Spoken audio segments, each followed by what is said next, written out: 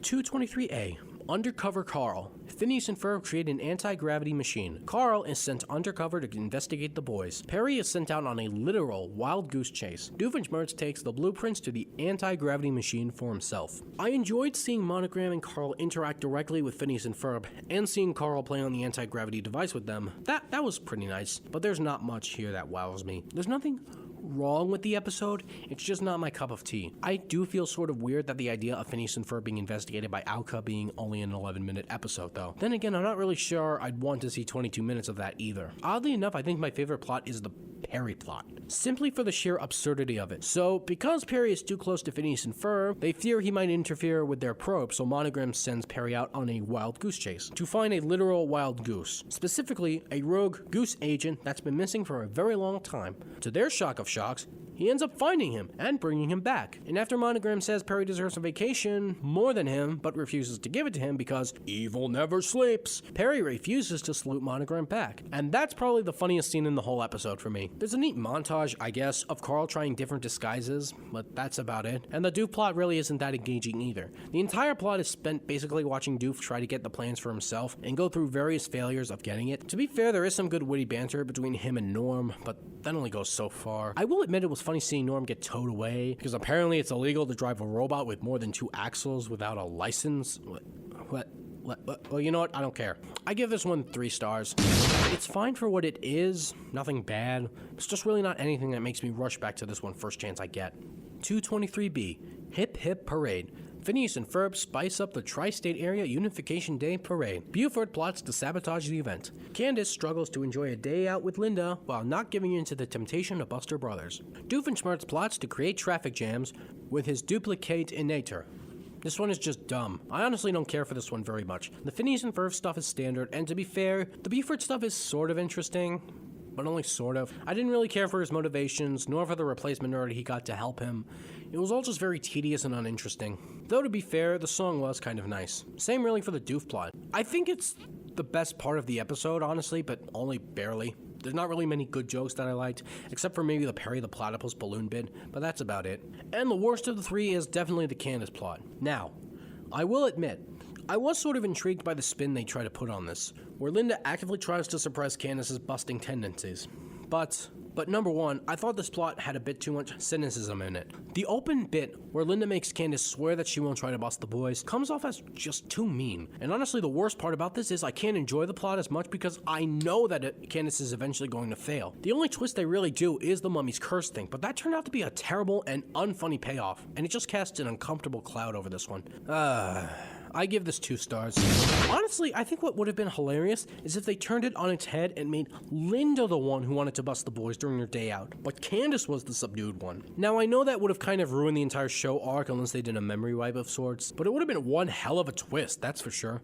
And I think I would have preferred that story a lot more to the one we got here. Episode 224A, Just Passing Through. The boys create an orb that allows them to pass through solid objects. Candace plots to take the orb to Linda to bust the boys. Doofenshmirtz plots to destroy a statue erected in his brother's honor. I feel like I've said this before. The Phineas and Ferb plot is fine. The Doof plot is hilarious, but the Candace plot does nothing for me. The boys build an orb that lets them pass through solid objects and become transparent so they can retrieve a guitar pick for Linda and bring it to her. That's nice enough, I guess. It's not overwhelming, but I can get through it. Doof wants to destroy a statue that is erected in Brother Roger's honor. And to be fair, there are a lot of good jokes here, like Doof fussing with his car and then seemingly locking his keys in the car. I guess it's better than locking your keys outside the car, I guess. The fight scene was also fine, but Candace, I've said this before and I'll say it again, the best Candace plots are the ones that don't focus on her busting her brothers, but rather when they focus on more mundane problems, like dilemmas with Jeremy, or typical teenage stuff, at least most of the time. I guess the part at the end where she gets herself stuck in a door in front of Jeremy was kind of funny, but only kind of. I give this one 3 stars. I was tempted to give it 2, and I almost rounded down, but I decided that the Phineas and Ferb stuff and the Doof stuff were enough for me to get through this episode and stomach Candace's plot. Hell. Episode 224B. Candace's Big Day. Phineas and Ferb help throw a grand wedding for Auntie Anna and future Uncle Bob Weber, with Candace as the maid of honor. Doofenshmirtz plots to turn healthy food in the tri-state area into junk food. Oh god, this one. Okay, let me get this out of the way first and foremost. I think this is Candace's worst appearance in the entire show. Hands down. I mean it. When I watched this episode when it first aired, I was incredibly bothered by the way Candace acted in this episode. The way she would whine at the beginning about wanting to be the maid of honor since she was little. How she not only brushed off Phineas and Ferb's help, but the way she would scream at them because their suggestions didn't fit with her utopian wedding plans that don't exist. There's a scene in the middle where Phineas flat out tells Candace that it's their Aunt Tiana's wedding, not Candace's, and it cuts to her reaction and she's all bug-eyed and offended, and it's just one gigantic turnoff. I thought when this episode first came out, they were going for a moral, like Candace will learn at the end that her brothers were just trying to help, and that Aunt Tiana would have loved the wedding no matter what. But once again, this show isn't designed to teach morals, and I'm fine with that. But if you do set something up that looks like a character is supposed to learn a lesson, and you half-ass it, it becomes borderline offensive. And honestly, this is the worst example of it in the show. I literally have a hard time coming back to this episode specifically because of Candace. What the hell were they even thinking when they wrote her like this? I'd like to believe there really was an intent to make her legit learn a lesson at the end, but for whatever reason they scrapped it, because that's the only way I could have tolerated her behavior. As for the Doof plot, I wasn't a huge fan of it. I vaguely remember this plot being advertised as a Disney tie-in for a health and fitness promotion of sorts. Admittedly, I enjoyed it. The part where Doof literally eats a ton of broccoli by dumping it in a vat of carbonated oil and trying to justify it, and ends up getting in really bad shape. I could see people not loving that idea for some reasons. I didn't think too much of it. It was alright. But my favorite part was the elevator gag that ensued at the beginning between Perry and Doof. Not to mention the wedding adventure song. I thought that was a really sweet song. Also, I really like the part where Phineas says, "I've got to get Candace to plan my wedding," and Isabella chimes in and says, "I got it." But that's really it. I was incredibly unsure how to rate this episode. I was torn between 2 stars or 3 stars because of personal preference. So I give this episode 2 stars. If you liked Candace's performance in this episode or found yourself unbothered, you'll probably like this episode. Candace, for me, however, really brings down the episode. Probably worse than any episode that's come before or any episode that comes after, and I stand by that. Episode 225A, Invasion of the Ferb Snatchers. After a sci-fi movie marathon, Candace becomes convinced Ferb is an alien. Doofenshmirtz creates the wrapped up in a nice little bow-inator. Okay, let the Candace redemption tour begin. I really enjoyed this one. I think the last episode was rock bottom, but here things start to improve. First, the idea that Candace would get addicted to sci-fi movies. Yeah, I could buy that. I mean, it's not the first time we'll see her into something that maybe doesn't conform to typical stereotypes. Also, yes, I could totally believe Candace would let a simple non-fiction film series convince her of something totally batshit insane. And watching her drive herself crazy trying to gather proof that Ferb is an alien was awesome. I really loved the end part where Candace mimics the end of the final movie she watched, literally mimicking every move that it makes, and I just love it.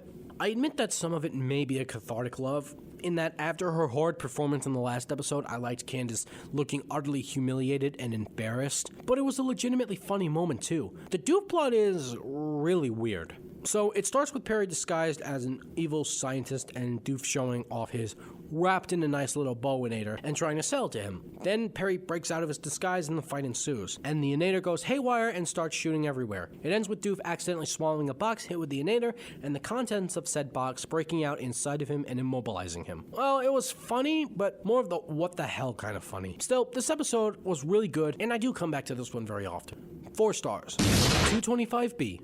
Ain't no kiddie ride. Phineas and Ferb trick out the Tri-State Mart's old kiddie rides. Doofenshmirtz plots to burn his name into the atmosphere.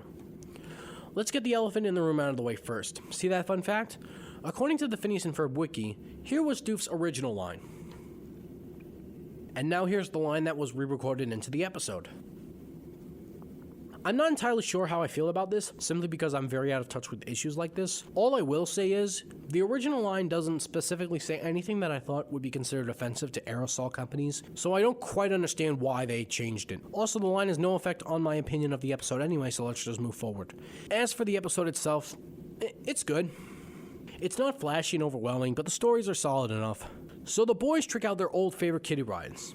And after a whole lot of bullshit, they have to chase after Candace after she gets accidentally stuck on one and gets sent flying off. By the way, I absolutely love the fact that right after Candace parked herself into the rocket ride, Buford intentionally, and yes, intentionally, puts a quarter into the ride and starts it up and makes the rocket go. So now she's flying through the air, scared for her life. I absolutely love that scene, because I have absolutely no idea what Buford's intentions were. There are some good gags in this plot, like Baljeet having to put $1 into his ride and the ride not accepting it. I don't care that much for the Doof plot, but it's serviceable. I loved the catalyst for it, at least. The scene in the diner where the waitress either cannot remember Doof's name or intentionally botches it. I absolutely love that scene. But the rest is just bleh. I'm still not sure if the altered line makes the overall plot better or worse, so this episode gets 3 stars. The Phineas and Ferb plot is really good, the Doof plot is meh, so it all balances out. Episode 226, Wizard of Odd.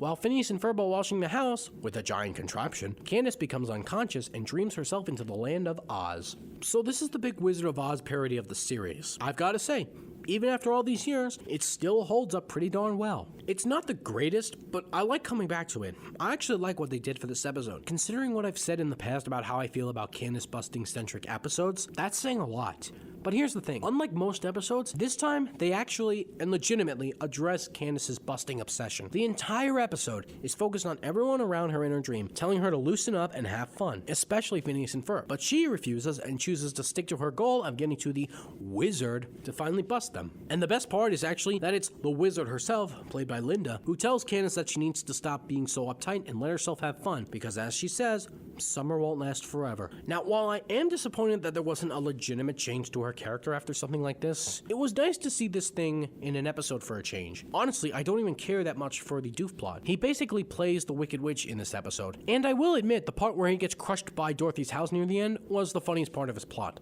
but it's honestly nothing special. Basically, he interferes with Candace's attempts to bust the boys, but through a convoluted scene, they get Doof's guards to turn on him and they escape. Like I said, really nothing special. I think the episode could have been just as good without it. But for me, what draws me to it again and again is the Candace stuff. Considering how harsh I've been on her for season 2, how much I ended up loving her story here shocked the crap out of me. It's just a shame it didn't carry through the rest of the series.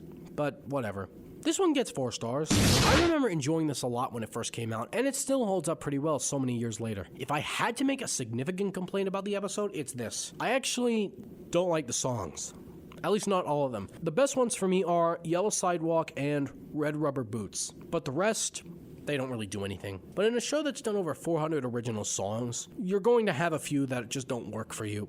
Episode 227, The Beak. Following a supervillain spotting in Danville, Phineas and Ferb become the town's superhero, the Beak. Doofenshmirtz becomes acting mayor when Mayor Roger Doofenshmirtz looks for a scapegoat to avoid the town's wrath. I love how that plot starts with Doofenshmirtz just going around saying that he's in charge. Like, literally, that's all he does. He just says that he's in charge, thinking that the people would be dumb enough to actually believe him. And I got a kick out of the rest of his plot, too. Granted, it's not really anything. It's basically just him learning that being a mayor is actually harder than it looks. Like some of those classic plots where characters switch lives and realize how hard the other one's life is. It was funny enough for me, but I could totally see people being indifferent to it. The Phineas and Ferb plot, though, truly shines in this one. Beyond just getting the superhero parody right, I love the interactions between all the characters. In the case of the villain, Kaka-Poo-Poo, okay, seriously, whoever came up with that name, give yourself a medal because it's freaking hilarious. In Phineas and Ferb, everything was just spot on. I even loved when he recruited Candace as a henchman and Phineas just automatically quits because he did that, without even him so much as threatening her in the least. I really also endeared to the interactions between Isabella and Phineas. Parts of them felt really genuine. I could absolutely buy Isabella being hurt by Phineas constantly ditching her, and Phineas feeling guilty for having to do so. But here's the thing.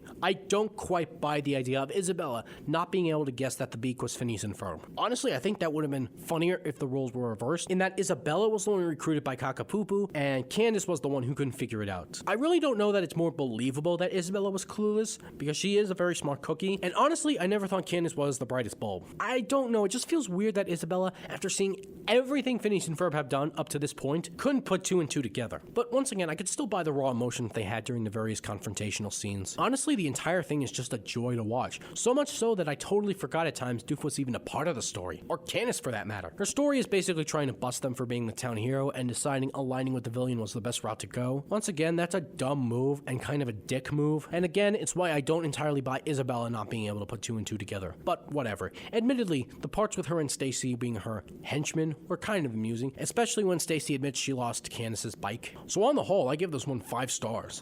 Lackluster Doof plot aside, this one is a marvel and one I highly recommend watching. 228A, Not Phineas and Ferb. Irving tries to prove to his brother Albert that Phineas and Ferb are special, with Baljeet and Buford as stand-ins. Doofenshmirtz plots to collect famous landmarks and shrink them down for his model train set. First off, the Phineas and Ferb plot is so dumb. I appreciate the fact that they tried something different with the formula, and the setup is, in fairness, kind of clever, but no. It just doesn't do anything for me. It came off as really dumb. I did kind of enjoy Albert's performance, him being completely fooled by Baljeet and Buford's terrible disguises. That was mildly amusing, but only mildly. The Doof plot is alright, but nothing special. I am kind of surprised I never put together the fact that the toy train idea from the TV movie was a callback to this episode, but that doesn't hold an episode together. This one's 2 stars. There have been episodes that have frustrated, infuriated, and angered me more, but I think this one might be the most boring. 228B, Phineas and Ferb Busters. Candace enlists Stacy and Jenny's help to bust Phineas and Ferb. Phineas and Ferb create the spinning tops of doom. Doofenshmirtz makes a new robot assistant to replace Norm. I stand corrected. This might be the most boring episode of the series, or at least in season 2. I've always said I can tolerate Candace busting episodes if they do an interesting twist on it. Here they don't. The twist is Candace asks her friends for help. I don't find that an interesting twist because that's the one thing I expect the show to do. The only real surprise that it took this long to do it. What also doesn't help is that the Phineas and Ferb plot and the Doof plot don't give me that much either. I admit it's kind of cool to see the giant spinning tops in motion, especially when they're foiling Candace's plans. And watching Doof's mechanical replacement for Norm turn on him and try to kill him, that was pretty funny. As was watching Norm save him, but that's not really much to work with. 2 stars. Episode 229A, The Lizard Whisperer. Phineas and Ferb find a chameleon and must chase after it after Doofenshmirtz's giant innator makes it the size of a dinosaur. Doofenshmirtz takes guitar lessons so he can learn a solo that he plans to use to summon aliens to do his bidding.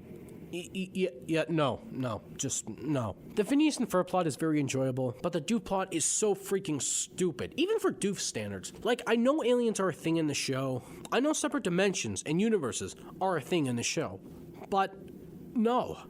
Just no. Honestly, the only truly memorable thing about this episode is Ferb's speech, and I think if you've seen this episode, or at least the show, you'll at least remember it. I give this one 3 stars. See, I could do without the Doofenshmirtz plot just fine here, because aside from interfering with Phineas and Ferb's plan, it adds nothing, at least comedically. The Phineas and Ferb plot is perfectly fine, and I do enjoy it. Oh, and there's a Candace plot in this episode too. Guess what she's doing in this episode? No, really, guess. Episode 229B, Robot Rodeo.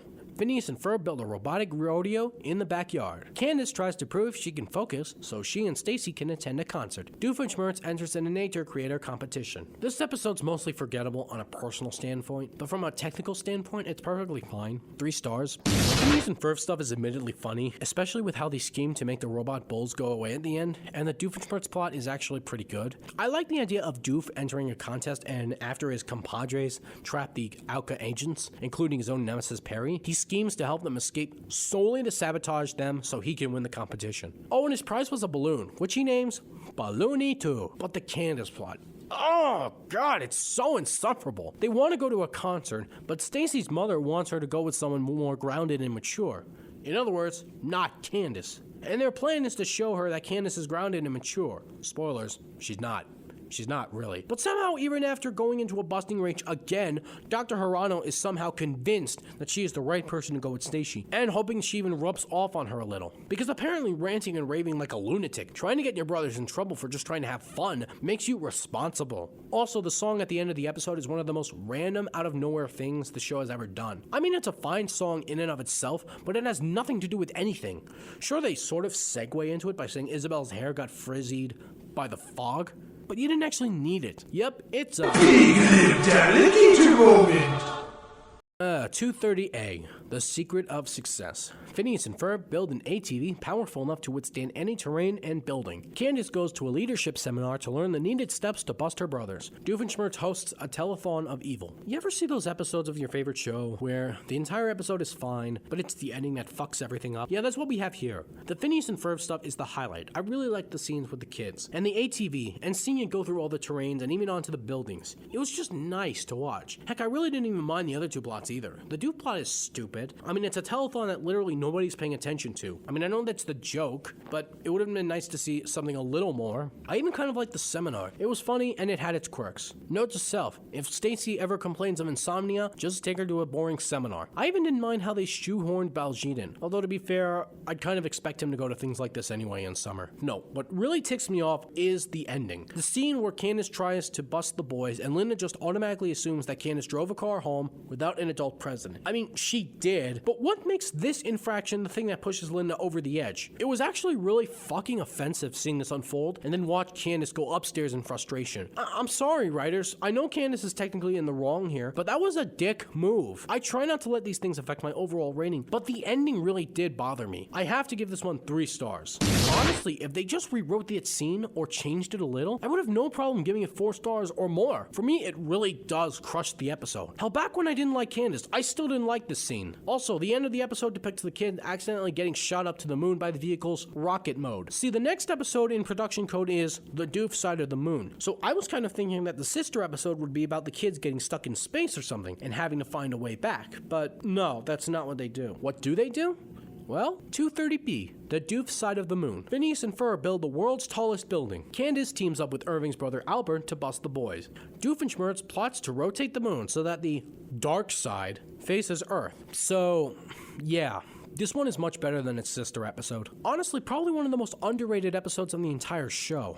First off, the idea of Candace teaming up with Albert to try to bust the boys is pretty clever. However, I will say this. Given that in production code this came after not Phineas and Ferb, I'm kind of surprised there aren't any references to that episode, like in any way, shape, or form. Remember, in that episode, Albert becomes convinced, after a poorly devised scheme, that Phineas and Ferb are awesome, so what incentive would he have to try to bust them? See, in that episode, if they had actually failed to show Albert that they were awesome, or rather, Albert discovered that it was a ruse and blamed Phineas and Ferb for it, then it would make sense. But no, his motivation to bust them is helping a damsel in distress. Right, because if there's any phrase I'd use to describe Candace, it's damsel. I like watching Candace and Albert set up the spy cameras and trying to bust the boys. It's a really weird pairing, but it oddly works here. As for the Doof plot, this one is stupid, but it's stupid in the right way. His plan is freaking funny. He believes that evil levels rise during a full moon, and so he thinks rotating the moon so that the dark side faces Earth will raise evil levels. There is zero internal or external logic to that plan, but watching Doof be so confident in his plan only for him to fail, and then at the end of the episode realize his screw up by compounding it with another screw up, is easily the best part of the episode. 5 stars, easily. Oh, and as for the Phineas and Ferb stuff,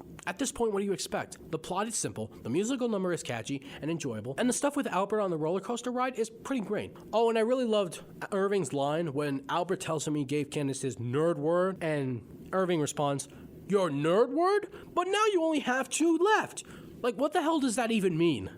I love when they do lines like that and they don't explain the context at all. 231A, she's the mayor. Candace wins a Be Mayor for a Day contest and uses her position to bust Phineas and Ferb. Phineas and Ferb build an authentic pioneer village, the old-fashioned way. Doofenshmirtz uses his accelerate-inator to speed up his game of golf. See, this is how you make an ending where Candace gets screwed over justified. Candace spends the entirety of the episode abusing her position as mayor, which she only has for 1 day, mind you, and then using it at the end to drag her mom away from her day just to bust the boys. The funny part is, she succeeds! Sort of. At the end, though, the events are undone because of Doof's plot, resulting in time resetting to the beginning, where instead of Candace winning the contest, it's an old coot that's obsessed with gold. And Candace replies, "I was robbed." That is perfect. And I loved it. It worked much better than The Secret of Success. And Candace gets busted. Of course, just because I made the ending sound so perfect doesn't mean the episode is. I'm not so crazy about this episode. The plot with Phineas and Ferb, it's actually a neat twist on the old formula. So them and their friends actually build something big, a pioneer village, without power tools. It's literally just their hands and whatever tools are used by hand. I thought it was pretty neat, but it was even funnier when they said at the end they never wanted to do it again. The Doof plot is honestly, not the best. I'm not nuts about it. So his shtick here is he's playing golf with his brother Roger, and he wants to speed it along because he hates golf. So he uses his accelerate-inator to speed the game along, and doesn't reveal until late in the episode that it has the potential to cause a rift in other dimensions. Wait, what? And of course, at the end, his inator is what causes the end to be erased and retconned. You know, I feel like I should like this part, but I really kind of don't. And I've been racking my brain as to why. I believe that the problem is that in my view, the ending is way too abrupt. So even more abrupt than the other 11 minutes episodes I've seen here. So there's really no feeling of Candace getting screwed over. Sure, after the episode ends I can dwell on that, but usually there's enough time within the episode to dwell on Candace's failure. Here, because it's retconned, the episode treats it like it never happened. It's a weird feeling of unfulfillment, I guess. Anyway, I give this one 3 stars. I'm not too crazy about it, but there's really nothing I can point to that I genuinely dislike. and I can totally see people loving this. 231B, the lemonade stand. Phineas and Ferb build the ultimate lemonade stand. Stacy dumps Candace when Candace refuses to choose between her and busting her brothers. Doofenshmirtz creates a paper cut-inator. I'm actually impressed it took them this deep into the series' run to do an episode that threatens Candace and Stacy's friendship, specifically because of Candace's busting obsession. As for the episode itself, it's good. The first half of Candace's plot I actually enjoy watching. It starts with her berating her brothers for trying to come up with yet another convoluted scheme, and then she gives them the idea of a lemonade stand. Then she and Stacy fight, and honestly, I'm on Stacy's side here. Candace always puts busting ahead of everything else, even in the later seasons. So she's totally in the right, but Candace is offended merely at the idea that she should have to choose between Stacy and busting Phineas and Ferb. Then later, when she sees the boys with a simple lemonade stand, she goes off all happy and treats herself to the mall, but she's still wearing her bitch hat, so she's still pissed at Stacy. As the plot goes along, we see her get more and more upset with herself and realizing that maybe she was actually wrong. It's not until a talk with Buford, Buford of all people, where she realizes she has to apologize to Stacy. And she does, by outright refusing to try to bust the boys to Linda. And that apparently fixes 100% of everything. Whatever, it's a nice moment to end their plot. Of course, it's also near the end where Candace realizes that Phineas and Ferb didn't make just a simple lemonade stand. Oh no, they made an entire franchise. So the joke's on you, lady. And the jokes on that plot are pretty hilarious. Especially the one guy who apparently got addicted to the lemonade and they had to cut him off. That's great comedy. Unfortunately, the Doof plot is a tad underwhelming. I mean, there are some good bits, like when Perry is in disguise as a plumber. I don't even have to tell you, that stuff just writes itself. But the paper cut plot really doesn't engage me. The only really funny joke besides the plumber gag is at the end when Vanessa comes in and slips and spills her lemonade on Doofenshmirtz, inflicting him with pains. Other than that though, there's nothing really spectacular. This one gets 3 stars. 232A. We call it Maze. Phineas and Ferb create a life-sized maze. Candace gloats about her Fireside Girl achievements to an up-and-coming Lil Spark. Doofenshmirtz plots to capitalize on the leaning tower phenomenon by creating the Tiltinator. I can sum up the Candace parts very easily. Candace boasts about getting 50 patches in one day in Fireside Girl Jamboree to a little impressionable girl, which, may I remind you, she only did to get tickets to a concert, and it turns out she didn't have to anyway. She rubs it intentionally in Isabella's face, proves to be smug, incompetent, and selfish, while also showing she has absolutely no respect for the Fireside Girls and their traditions. I'm honestly shocked Isabella didn't slap her upside the head so many times in this episode.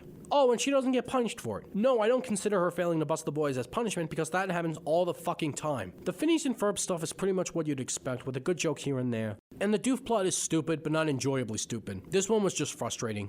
2 stars. 232B. Ladies and gentlemen, meet Max Modem. Phineas and Ferb turn Lawrence into a pop star to perform aside Linda during her Lindana reunion tour. Doofenshmirtz plots a fake alien invasion. This is another episode where the sentimental value sort of overshadows the actual quality. I love when the show goes out of its way to showcase the sincerity of their relationship. In most of the bad shows I've seen, I'm never convinced anyone actually likes each other, and it's really frustrating. This show never really has that problem. It's nice seeing Lawrence want to go out of his way to avoid losing Linda, even though I'm convinced that there was never a real danger of that happening. That being said though, the actual Phineas and Ferb plot is meh. So they turn Lawrence into a pop star and have him perform next to Lindana. That's pretty much it. But again, it's the sentimental value that brings me in. The Doof plot is pretty hilarious in its own right. The idea that Doof would go to so much trouble to make a fake alien invasion, never mind a real alien invasion, but a fake one, is just one of the dumbest, most hilarious thing he's ever done. So on the whole, I give this episode 4 stars. After a lot of thought, I do believe the Doofenshmirtz plot's comedy pulls this episode up enough to make it 4 stars. The heart of the Phineas and Ferb plot makes it enjoyable enough that I want everything for the family to turn out okay. Episode 233, Nerds of a Feather. Phineas and Ferb head to a sci-fi and fantasy convention. Candace tries to get her hands on a rare merchandise for her hidden obsession,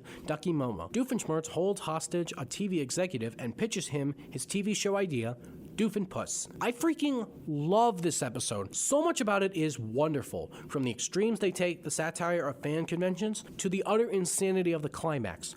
What's not to love about it? Honestly, it's a perfect commentary on fandoms, period. I think most people would agree with that, even if they don't want to admit it. And all poor Phineas and Ferb wanted to do was meet their special effects hero, Clive Addison, played by Kevin Smith. And the fact that they instigate the climax with his help is what makes it even better. And even the Candace plot is fantastic. We all have that embarrassing something that we love in secret, and we're just die of embarrassment if it ever became public. So Candace's plot is really relatable here. Plus the extremes she goes to avoid being outed. She dresses up in a life-size Ducky Momo costume just to avoid being spotted.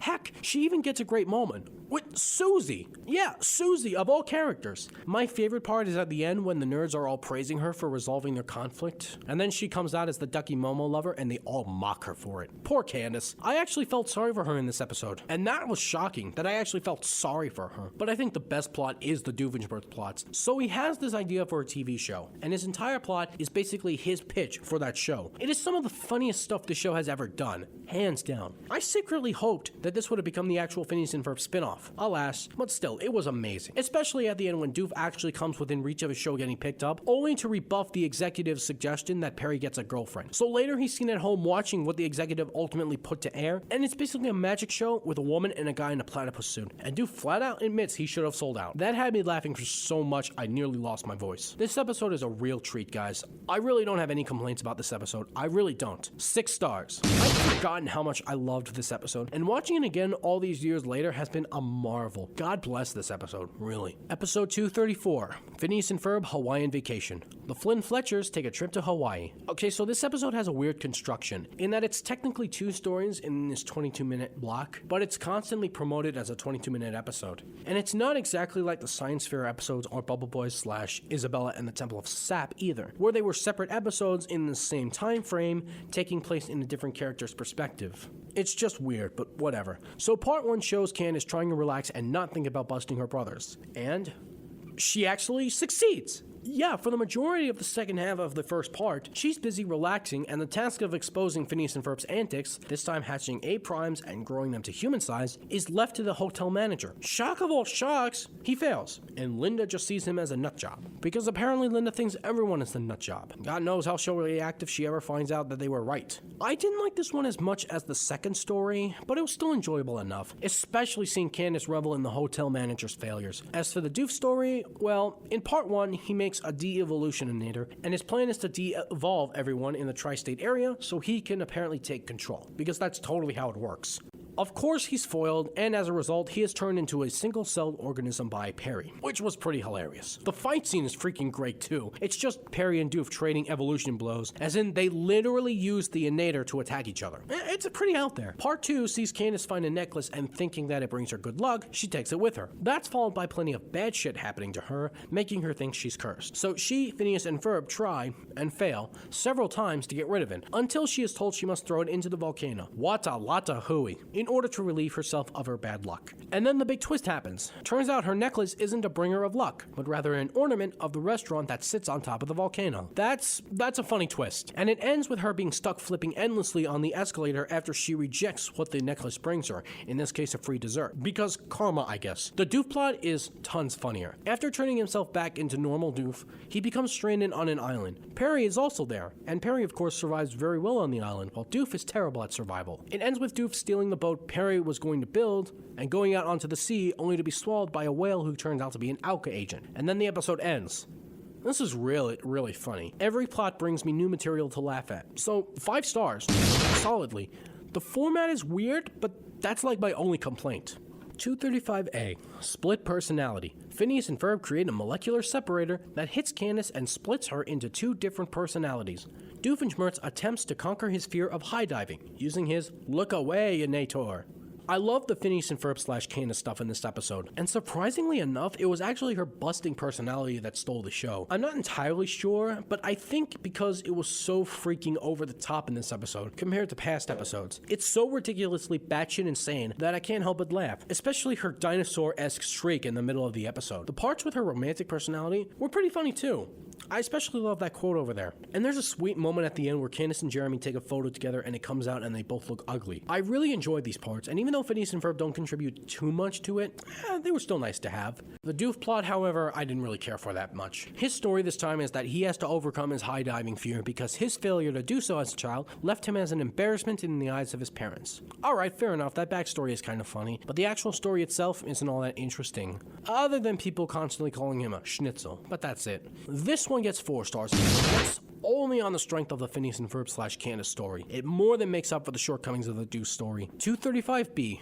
Brain drain. Phineas and Ferb spend a sick day in bed with their friends through a live television feed. Doofenshmirtz creates a devolutioninator to drain one of willpower and rein them under his control. Vanessa attends a party in the dumps and hopes to avoid embarrassment from her father. So the Phineas and Ferb plot. This is like the best lazy day ever from season 1, except this time it's a legitimate sickness. And after Candace gloats about how she'll be able to have a relaxing day without having to worry about them, by the by writers, there's a way to make a character see the bright side in things that a normal person shouldn't take joy in without having her sound like a douchebag. Phineas and Ferb invite their friends to play video games with them for the day, including Buford, who's just being lazy. That was funny. The Doof plot has so many great jokes in it though. I especially love Doof making Perry almost eat a dirty piece of gum that they find on the sidewalk. Seriously, where the hell did that come from? And of course, Vanessa's story. Admittedly, it's my least favorite of the episode, but there's nothing bad about it. It just doesn't grab me. All three stories converge at the dump when Doof's Senator accidentally syncs with Phineas and Ferb's game, and the kids end up controlling Perry, and they use him to fight Doof. Now that's really clever. I love that twist. And at the end, Doof gets his hands stuck on the party's DJ table and ends up being an inadvertent great DJ, impressing Vanessa. So, overall, this episode is really good. I give it 4 stars. While I don't care that much for Vanessa's story, I'll admit it was nice seeing Doof get a nod of approval from her at the end. Also, I really would love to see Phineas and Ferb written as Elle more often. It would be a more interesting dynamic to explore, I think. Maybe in the Gritty reboot or something. We're almost done, guys. 236A. Make play. Candace switches places with a princess who strongly resembles her. Phineas and Ferb enlist the princess to help build a giant jukebox filled with live bands. Doofenshmirtz plots to ruin his brother's opera house dedication. You want to know the funny thing about this? The very thing that sets off the Phineas and Ferb plot, Candace switching places with the princess, is the very thing that turns me off from this episode. Why? Because the princess herself is not that interesting and kind of annoying. Firstly, I know that the princess is played by Ashley Tisdale, but her inflections and her voice acting are so painful and so uncomfortable. Combined with the fact that they're doing the foreign character is ignorant to the culture around them plot really grates on me too. What's worse is that Phineas and Ferb aren't even fazed by it. See, I wouldn't mind this plot type very much if the characters around them showed any signs of being even the slightest bit irritated or suspicious, but they really don't. Beyond, I guess, Buford. And beyond that, the story is just so forgettable, not to mention predictable. Of course Candace and the princess enjoy their new lives at first. Of course Candace gets bored of her life first. And of course, she rushes home once something near and dear to her is threatened, that being Jeremy's attention. Also, I don't really care for Doofenshmirtz's plot, even if it's the only thing providing any layer of comedy. I guess I kind of liked Doof's backstory, especially the part where Roger would take a big red marker and write his name on anything he wanted to claim, including his mother. That was really great. But I wish I didn't have to slog through so much boring stuff to get to it. This one gets 2 stars. The funny thing is, I also liked the parts where the princess was actually enjoying helping Phineas and Ferb with the big idea. If Candace acted more like this, well, I guess the formula would technically be ruined, but I'd actually enjoy her character even more than I already do. Also, the title, Make Play, what the hell does that even mean? Aww. Do I have to do the next one? Really? Alright, fine, let's do this. Episode 236B. Candace gets busted. A little get-together with friends becomes a wild party for Candace to corral before Linda and Lawrence return home. Doofenshmirtz plots to eliminate the condiments of the, I don't know, blocking his view of the drive-in. So this is the universally most hated episode of the series, and I completely understand why. And while I am giving this episode 1 star, I will lead off this review by saying the biggest problem with this episode is the ending. You know, when the Doof plot intervenes and takes away the party guests, making Candace believe she's off the hook, only for it to reverse itself again and put them back, so she's caught. Yes, the fact that Candace is punished at the end for something that's clearly not her fault is certainly jarring. Not helping is Phineas just standing there like a dumbass as Candace is walking away, and all he has to say is, if it's any consolation, you may have just thrown the biggest party of the summer. Like, dude, you of all people should know what happens with your inventions on a daily basis, and you don't think to even say something to your mother to defend your sister? And they don't even play it like a, oh, I could tell them, but I don't think they'll believe me anyway. No, they don't do anything like that. That is a dick move.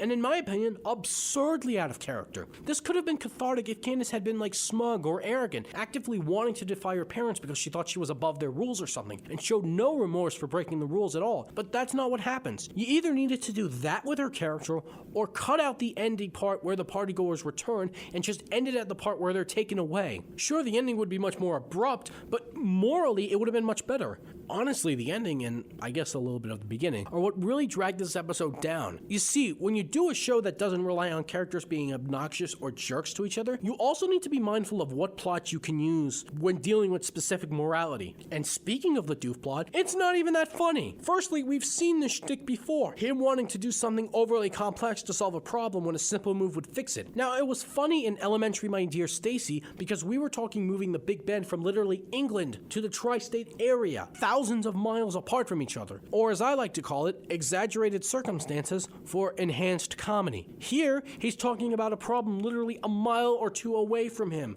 if that. I guess his actual innator, the go-away-inator. Wait, I thought he already had an away-inator. It's sort of funny, at least in its construction, and that quote over there is pretty good. This episode seriously needed at least one more rewrite. The middle parts honestly aren't that bad, but the beginning, and more so the ending, dragged this episode right into the uncanny valley. Here we go. 237 to 238. Phineas and Ferb, summer belongs to you. Phineas, Ferb, and friends travel around the world in one day to create the biggest, longest, funnest summer day of all time.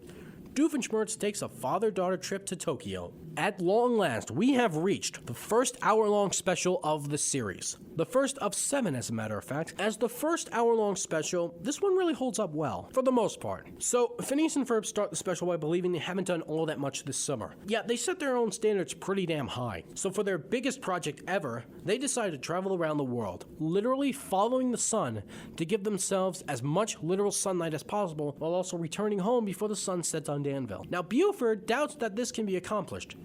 And this is where the special loses me a little. What was the point of having Buford make a bet with the boys that they couldn't do it? I mean, yeah, I know it sets up the whole I believe stuff they reference throughout the special, and I guess it's a catalyst, for Buford giving them back their bikes near the end. But you could have written that part as Buford saying he had extra bikes to give them or something, and did it just because. See, here's the problem. With the way Buford's line is written, it's not so much he's saying it because he legitimately has no confidence that they can do it. It's more like they're writing him in his bully character. On some level, that could make sense, but I think there was some level of disconnect between the voice actor, the writers, the storyboard animators, somewhere, because something about that scene doesn't really gel that well. Honestly, the bet itself sets a slightly uncomfortable tone for the rest of the special. I guess you could say it works, because we see Phineas get more and more frustrated and anxious as things continue to go wrong, and make the possibility of them even getting home, never mind before sunset, getting home at all, less and less likely. And it starts to show when they're in Paris,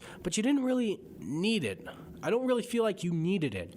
I don't feel like it added anything truly important to the special. It's especially uncomfortable, not really sure in a good or bad way, in Paris when Isabella's trying to get a moment with Phineas, but he's too distracted by trying to find parts for their plane. By the way, this is another really dumb thing that I hate for the special.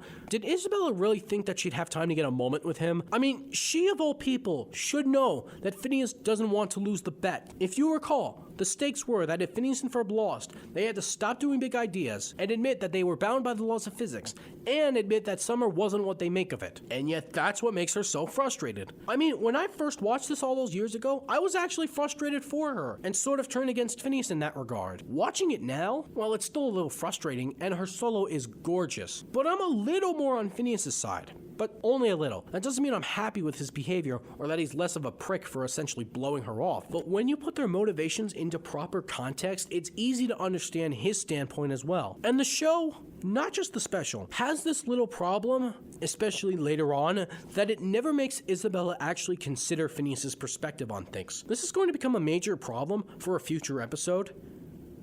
Granted, things kind of get redeemed on the island scene, but only kind of. That being said, I enjoyed a lot of the set pieces and locations the special showcased, and the music is some of the best of the season, maybe some of the best of the series. Summer Belongs to You is an obvious classic staple. I even like Doofenshmirtz's plot, even though it doesn't hold up as well. Basically, he tricks Vanessa into coming along with her abroad because she thinks she's spending quality time with him. He's not. Instead, he sets up a giant prank in Tokyo and plots to frame Major Monogram for it. It doesn't work. Then Vanessa gets pissed and then leaves and joins Phineas and Ferb's group for a while. Which was really nice to see, actually. Even nicer was the scene in Paris where Ferb actually somehow manages to convince Vanessa to track her father down and rejoin him, realizing how much effort he put in just to find her. That quote over there by Ferb really sums it up beautifully. Actually, you know what? I'm really shocked that they didn't reuse that quote on the island scene when Ferb was talking to Isabella. Was that like an oversight or something? It really feels like an oversight, and really it's one that annoys me. I mean, I will bring this up when the proper episode comes up in this series, but damn, the more of this that happens, the more I just want to bang my head against the floor. So anyways, this special is really good, but considering all the great stuff the show released in seasons 3 and 4, especially 4, this one kind of gets lost in the shuffle for me. But that's a compliment, not really an insult. 4 stars. Alrighty, only one more episode of season 2 to review. We have finally reached the end, people. Brace yourselves, it is almost done. Episode 239, Roller Coaster, the musical. Phineas and Ferb, and Doofenshmirtz all recreate the events of the pilot episode, but with musical numbers. So one might look at this episode and really like the idea that the show just acknowledges that it's blatantly doing the roller coaster episode again and just adding in musical numbers this time, lampshading the fact that the original pilot didn't have any songs in it. I would say yes, but it's a very weak yes. See, I think it would have been more clever and funny if they just had everyone recollect the events of the pilot and misremember that day having musical numbers. That way, you could still pull off the stunt while not having to exude that much self-awareness. Still, that's a tiny thing. As for the episode, well, what am I supposed to say? Its plot is literally exactly the same as the pilot episode. It's just that now every character's catchphrase has been given its own song. To its credit, the songs are enjoyable, especially Carpe Diem, but beyond that, it's standard Phineas and Ferb stuff. What can I really add? Just like the pilot, this one gets 4 stars. And that is every single episode of Phineas and Ferb Season 2 reviewed. Congratulations! Congratulations! Congratulations! Congratulations! Alright, before we go any further, let's refresh our memories as to how Season 1 performed. As you can see, Season 1 had 6 meh episodes, 14 good, 16 great, 9 amazing, and 2 classic episodes, and it earned a total of 175 stars out of a possible 282. Now let's move on to Season 2, shall we? Season 2 contained 2 bad episodes, 11 meh, 24 good, 17 great, 8 amazing, and 3 classics. It's safe to say the quality was definitely more varied in Season 2. Since there are 65 episodes in Season 2, that means a maximum of 390 stars were up for grabs. Season 2 earned a grand total of 222 out of 390 stars. That means, based on this scale, Season 2 qualifies as a good season, although it's not quite as good as Season 1. Now, before you lift your torches and pitchforks, let me say this. I don't think this is the result of a consistent drop in quality, or seasonal rot, as it's known in the industry. In fact, in my opinion, the quality of the show, consistently, really doesn't drop from season to season. When you have a specific season that lasts 65 episodes, never mind a show that lasts 65 episodes, a season of a show that lasts 65 episodes, you're going to have some duds and some bad ones sprinkled in. That being said, I do believe that the great ones in Season 2 are better than the great episodes in Season 1. It's just also that the lesser episodes are worse in Season 2 than Season 1. And I think I know why. Now, on to some random notes that I have on Season 2. In no particular order because I love to make things harder on myself. Number 1, Season 2 featured more episodes that put an emphasis on Candace trying to bust Phineas and Ferb. These were some of the least good episodes of the season. Episodes like Phineas and Ferb Busters, The Secret of Success, Robot Rodeo, Hip Hip Parade, Suddenly Susie, etc. Episodes that put a primary focus on her desire to bust the boys, they not only turned out to be some of my least favorite episodes of the season, but they're some of the worst episodes of the entire show. Yes, even the episodes that I gave good ratings, I feel this way about. I've said this repeatedly, and I will say this again. When the show decides to deviate away from the busting thing and give Candace actual, relatable problems and stories, I'm able to get on board with them. Or at least, I find myself getting on board more easily than if they were just straight-up busting stories. Unfortunately, that was a problem in Season 2.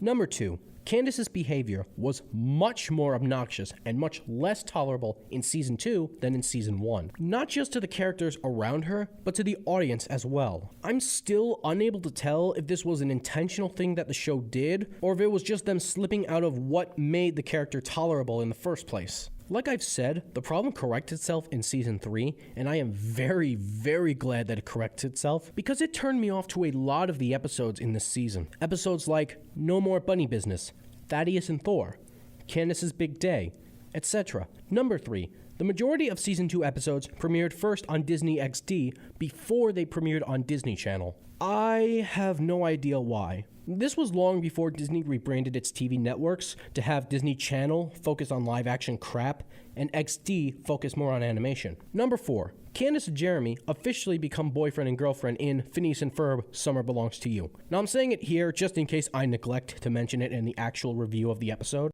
Actually, there's another point I wanted to bring up. See, a fellow Phineas and Ferb fan, Thomas Blaylock, or as many of you will know as Spongy445 on Twitter, recently did an interview with former Phineas and Ferb writer John Colton Berry, who actually revealed that the idea of getting Candace and Jeremy together officially was resisted very hard by the crew, and he was the one to push for it and ultimately result in them getting together. According to him, it was officially supposed to happen in the episode The Balgitos, but Dan and Swampy resisted, and ultimately they relented and allowed it to be written into Summer Belongs to You. And in fairness, it was a really nice scene when it finally did happen. It's just a shame that another well-known show couple couldn't get the same kind of respect and development that this one got. Number 5. Season 2 also started putting a focus on the Doofenshmirtz plots and the Candace/other character plots more than the Phineas and Ferb plots. And actually, I think this was a smart decision. You see, by Dan and Swampy's own admission, Phineas and Ferb are characters that do not change. So by making them the main focus of a story, there's really not much room for growth, unless you abandon that concept entirely. You'll notice I say a lot that the Phineas and Ferb stuff in an episode is standard stuff. And again, that's not a knock on them specifically. Their stories are interesting and fun, and they are fun characters. It's just that they don't change. So by focusing more on Doof and Candace's plots, of course the latter shouldn't be for busting purposes, you allow more room for growth and even more funny jokes and stories. Number 6. The musical numbers in Season 2 were much better than in Season 1. That I'm comfortable saying definitively. I definitely felt like they stepped up their game in writing the songs for Season 2. And finally, number 7. You know how I used to say Candace was my least favorite character, but now she really isn't? Well, that honor now belongs to Linda. It became especially painfully obvious after such episodes as What Do It Do?, The Secret of Success, Candace Gets Busted, Hip Hip Parade, etc. Now, to be totally fair, I don't hate Linda, but if an episode goes by and it doesn't feature an appearance by her at all, I don't lose any sleep over it. Once again, it's a problem that does correct itself somewhat in Season 3, but for Season 2, it was tough to get through sometimes. I already anticipate Season 3 to be a lot better than Season 2. There's a lot of things I'm looking forward to tackling in Season 3. Starting with the TV movie, Phineas and Ferb Across the Second Dimension, that finally put Phineas and Ferb on the map. There's also Meepless in Seattle, the sequel episode to The Chronicles of Meep. We also have those time-shift episodes like Excalibur, Phineas and Ferb and the Temple of Whatchadoon, Tri-Stone Area, Doof Dynasty. You know, ones that take place in a different time period, but still technically star Phineas, Ferb, and their friends. There's also Phineas's birthday episode, the Where's Parade 2-part cliffhanger special, and so much more. There's approximately 63 episodes in Season 3 to take on, and I'm looking forward to it all. Until next time.